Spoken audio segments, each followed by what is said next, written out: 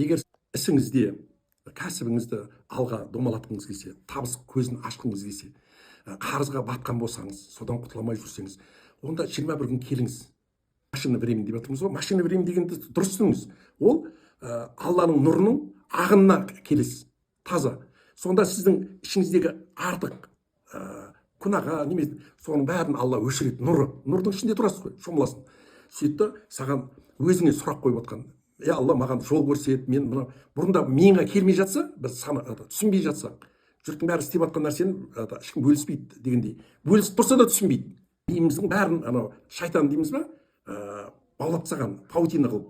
Енді сен жағында 21 күн немесінде сен бірінші сен рухың нұрланады да, сен магнит сияқты тартады.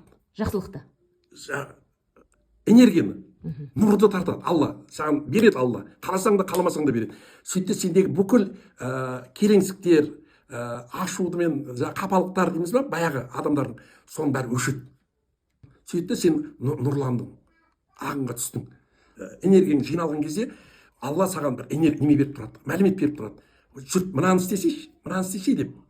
Ішіңде денсаулығың дұрыста мынаны істесең деп. Соны істеп ішсең, сол саған шипа болады.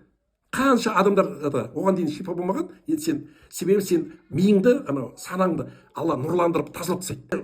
Алла маған мына шипаңды бер деген жерде сол жерде тазалайды. Оны мен сіздерге айттым. Бірінші рет кірдім мына машинаға, осы істегеннен кейін бір көрейін деп. Сонда мен жүрегімді тазалап берді.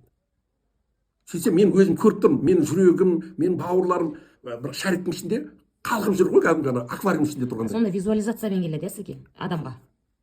Мен сұраған жоқпын оны.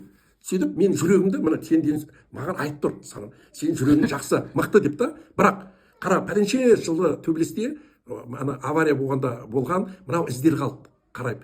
Енді сол бұлшықеттер бар ма, неменің жүректің. Сол қарайған, созылып кеткен, бір жері мынандай болып тұр. Осылай алсаң, бұл әлсірей берсін енді.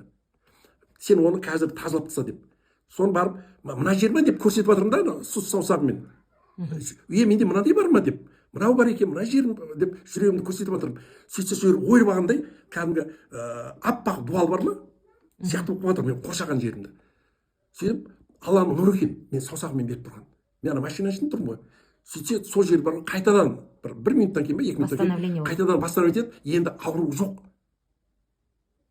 Бауырымда сондай екен.